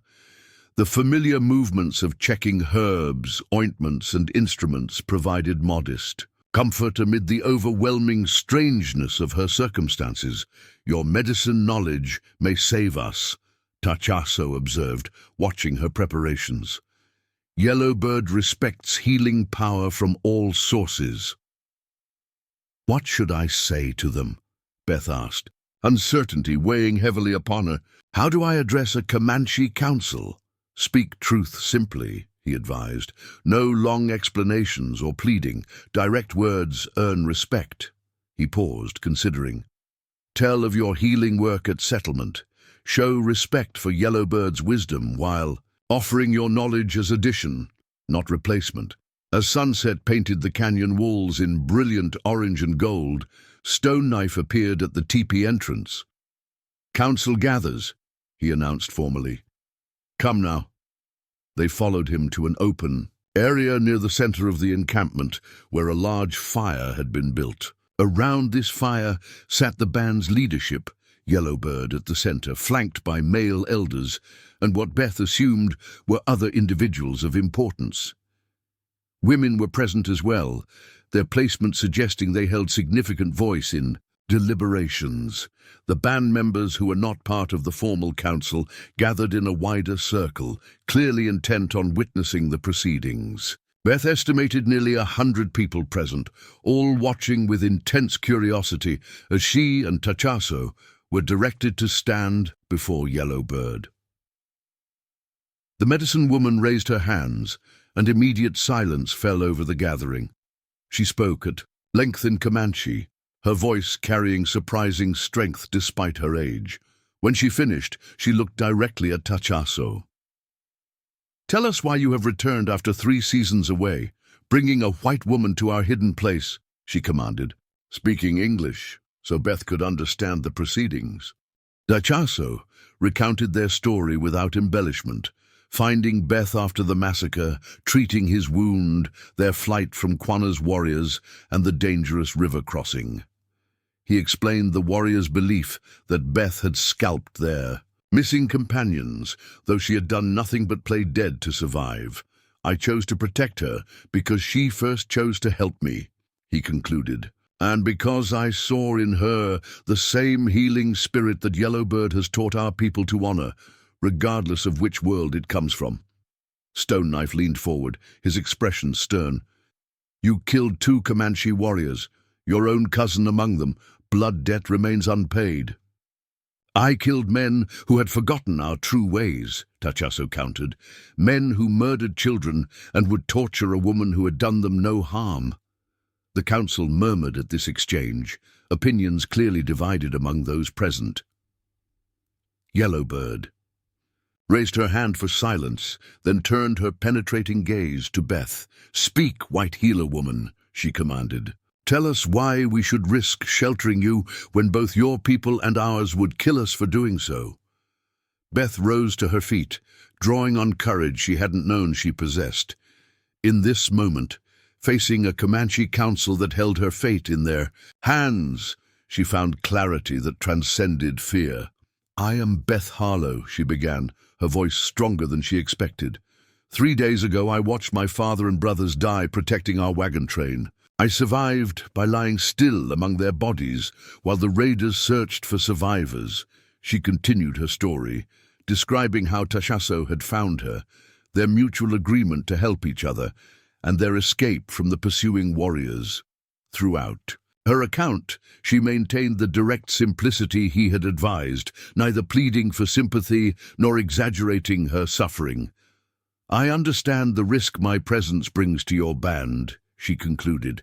In return for temporary sanctuary, I offer my healing knowledge. I have treated fever sickness, childbirth difficulties, and wounds from both accidents and violence.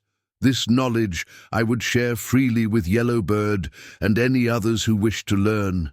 Her words were met with considering silence. Yellowbird studied her intently before asking, if we grant you shelter, would you return to your people when safe passage can be arranged? The question struck Beth with unexpected force. Until this moment, she had assumed her goal was eventually returning to white settlements, perhaps not Redemption Springs, with its painful memories, but somewhere she could rebuild a semblance of her former life. Now, faced with the direct question, she found herself less certain. I have no people left, she answered truthfully. My family is dead. Our homestead belongs to others now. I would go where I can be useful and live honorably, whether among settlers or, she hesitated, then finished, or elsewhere if such a place exists. Yellowbird's expression softened marginally at this response. She turned to confer with Stone Knife and the other elders, their conversation in Comanche excluding Beth from their deliberations. The discussion continued for some time, occasionally growing heated as different viewpoints were expressed. Finally, Yellowbird raised her hand, ending the debate. She turned to face Beth and Tachasso, her decision apparent in her straightened posture. The council has spoken, she announced. Tachasso, sister's son, you may remain with us on 2 conditions. First, you will teach our young men your knowledge of white settlements and soldiers' ways. Second, you will accept that blood debt remains, though it may be satisfied through service rather than death. She shifted her attention to Beth. White healer woman, you may stay until summer's end. During this time, you will share your medicine knowledge with our healers, and we will teach you our ways in return. When hot moons pass, we will decide whether you leave with traders going north or remain longer among us. The terms were more generous than Beth had dared hope for. I accept with gratitude, she responded, bowing her head in respect. Tomorrow you begin, Yellowbird declared, rising to signal the council's end. Tonight, rest. Your journey has been long, and your spirits need healing as much as your bodies. As the gathering dispersed, Beth felt the weight of countless eyes upon her, some curious, others still suspicious, a few openly welcoming. She had crossed from prisoner to provisional member of this community, her status ambiguous but no longer immediately threatened. Walking back to their assigned dwelling, Tachaso's relief was evident despite his customary reserve. "Yellow Bird has given us greatest gift possible," he said quietly. "Time. With time, fear becomes familiarity. Strangers become known faces."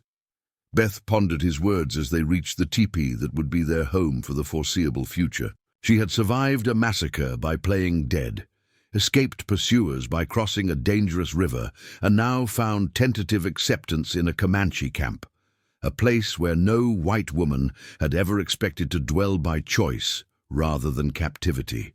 As night settled over the canyon, bringing the peculiar peace of a community preparing for sleep, Beth Harlow contemplated the strange path that had led her here. The frontier had taken everything familiar from her, yet offered something entirely unexpected in return, an opportunity to bridge worlds that had only known each other through violence and fear.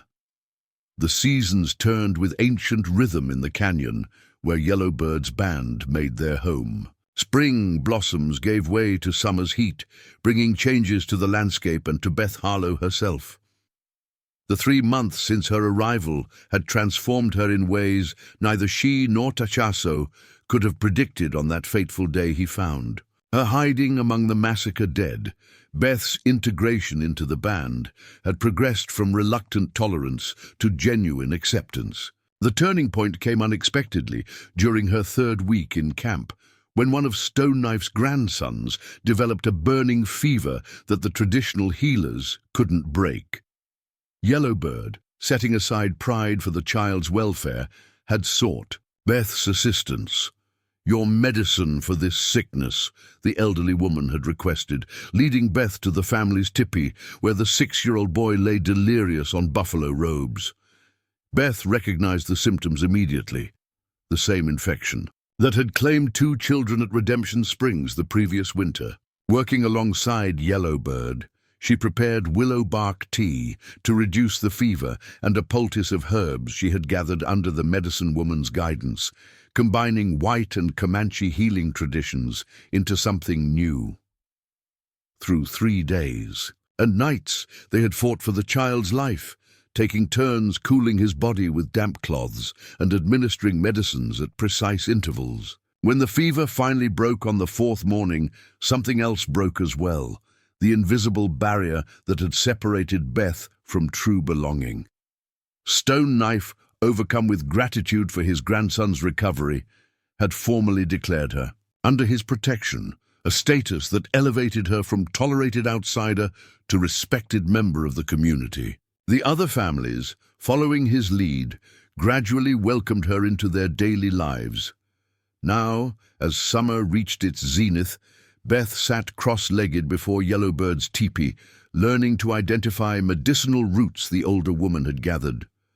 Her buckskin dress, beautifully crafted by one of the band's skilled seamstresses as payment for treating her daughter's difficult pregnancy, had darkened with use and absorbed the sense of sage, pine smoke, and prairie grass that defined her new existence. "This one for stomach sickness," Yellowbird explained, holding up a twisted root.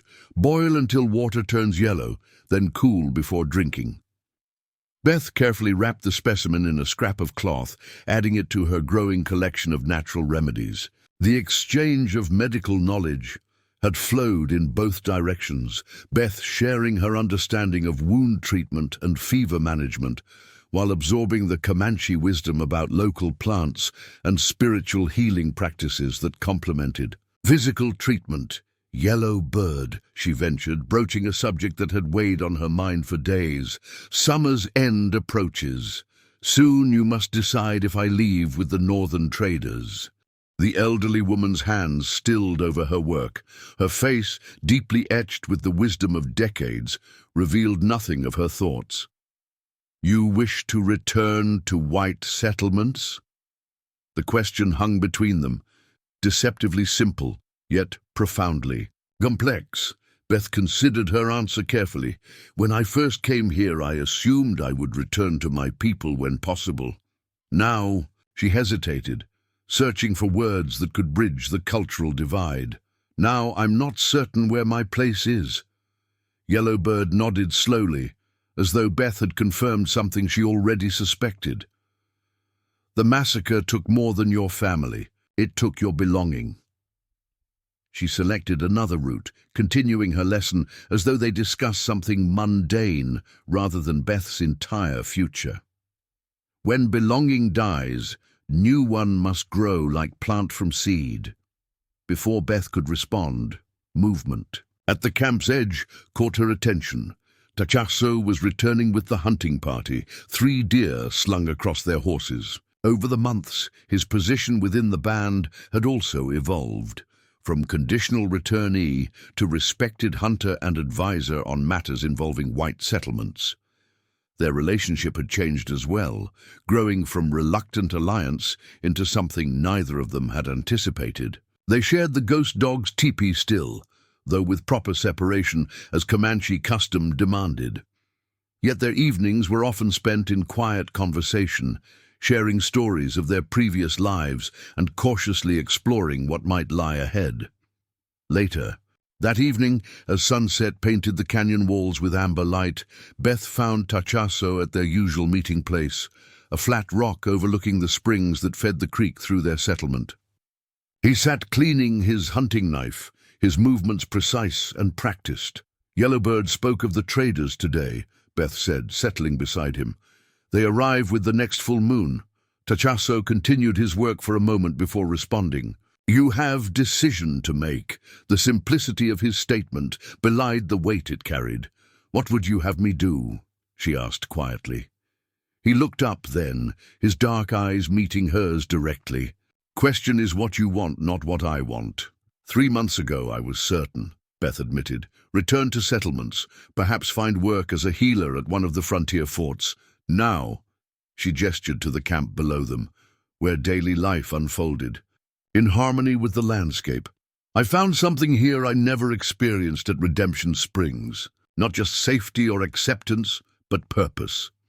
"Purpose important," Tachasso acknowledged, "more than safety." "But if I stay," Beth continued, voicing the concern that troubled her most, "I'd be turning my back on my own world entirely. Once that choice is made, there's no returning." Tachasso was silent for a long moment, his gaze tracking an eagle soaring above the canyon rim. When he finally spoke, his words carried the weight of careful consideration. "Perhaps not one world or other," he suggested. "Perhaps new path between." "What do you mean?" "Yellowbird speaks of vision that came to her last moon," he explained. "She sees place where healing happens for both peoples. Not settlement, not Comanche camp, but ground between where both can come without fear."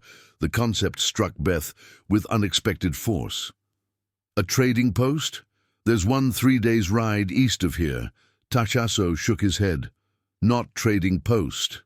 Healing. A place where sick children from settlements can find help alongside Comanche families, where medicine knowledge passes between worlds." That would be unprecedented," Beth said, though her mind was already racing with possibilities. "No such place exists on the frontier." "Not yet," he agreed, returning to his knife cleaning. "But Yellowbird believes time has come. Too many die on both sides when healing possible." That night, unable to sleep, Beth reviewed the extraordinary path that had brought her to this crossroads. The massacre that had taken her family had also severed her connection to the settler community. Playing dead among her loved ones had saved her life, but symbolically separated her from her former existence. Tachasso's decision to help her had similarly cut him off from one potential future with his people. Together, they occupied a unique position, neither fully part of the white world nor completely integrated into Comanche society. Perhaps, she realized with growing clarity, that very liminality was not a weakness but a strength. They could operate in both worlds because they belonged fully to neither. They could build something unprecedented precisely because they themselves represented an unprecedented alliance. The following morning, Beth sought out Yellowbird. She found the medicine woman at the edge of camp, gathering herbs in the cool, dawn hours. "I've been thinking about your vision," Beth said without preamble, "a place of healing between worlds." Yellowbird straightened slowly, her ancient eyes studying Beth's face. "You see it too now?" "Not clearly yet," Beth admitted, "but I understand its importance. The killing between our peoples will never end unless something bridges the divide." The elderly woman nodded, satisfaction evident in her expression. "Near North Fork of Red River, there is place. Good water, sheltered valley, halfway between wagon roads and traditional hunting grounds. Stone Knife has agreed land can be claimed for medicine purpose. The level of planning already undertaken surprised Beth. "You've been preparing for this?" "Since you came to us," Yellowbird confirmed. "Watching to see if you were person vision. You showed me. White healer woman with Comanche heart." "And Tachasso?" Beth asked, though she already suspected the answer. "His path joined with yours at river crossing," the medicine woman replied simply. "Some journeys meant to be traveled together." 3 weeks later, as summer's heat began to soften toward autumn, a small party departed Yellowbird's camp. Beth and Tachasso rode at its center, accompanied by 2 Comanche families who had volunteered to help establish what they were already calling the healing place. Stone Knife himself led them for the first day's journey, ensuring their safe passage through territories where other bands might question their presence. Beth carried more than her expanded medical supplies and personal belongings. She also carried letters, extraordinary documents Yellowbird had helped her compose, addressed to military authorities at Fort Belknap and the territorial governor. These letters, written in Beth's educated hand but incorporating the medicine, woman's wisdom, proposed formal recognition of a neutral healing ground where both settlers and indigenous people could seek medical care without fear. Whether such an unprecedented arrangement would receive official sanction remained uncertain. But Beth had learned that frontier realities often preceded official policy. People in desperate need would seek help wherever it could be found, regardless of territorial boundaries or cultural divisions. As they crested a ridge overlooking the broad valley that stretched northward, Tachasso brought his horse alongside hers. "No turning back now," he observed, though his tone held no regret. Beth surveyed the landscape before them, the vast Texas plains that had witnessed so much bloodshed between their peoples, yet still offered beauty and possibility to those willing to see beyond the cycle of vengeance. "I'm not turning back," she replied with certainty. "I'm moving forward." The woman who had survived a wagon massacre by playing dead had found something unexpected in the aftermath of tragedy. Not just personal survival, but a purpose that transcended the bitter divisions of the frontier. With Tachasso beside her, she rode toward a future neither of them could have imagined in their previous lives. Behind them, the wheel tracks of their small wagon gradually faded into the prairie grass. Ahead, the first chapter of a new story waited to be written, one where healing would challenge the dominance of hatred, and where 2 people from opposing worlds would create something unprecedented between them. Yellowbird had named it perfectly. In her vision, not a trading post or a settlement or a Comanche camp, but something entirely new. The healing place, where the wounded from both sides of the frontier conflict might find not just medical care, but the first fragile seeds of understanding. As their small party continued northward, Beth Harlow reflected on the extraordinary journey that had brought her here.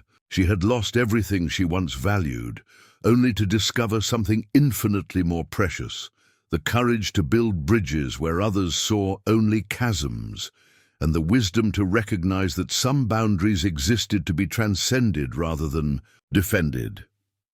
The Texas sun continued its eternal arc across the vast blue sky, illuminating a frontier that remained dangerous and unpredictable. But for the first time since awaking among her massacred family, Beth rode toward the horizon with hope rather than fear, no longer merely surviving, but truly alive. Up next, you've got two more standout stories right on your screen. If this one hit the mark, you won't want to pass these up. Just click and check them out. And don't forget to like, subscribe, and turn on the notification bell so you don't miss any upload from us.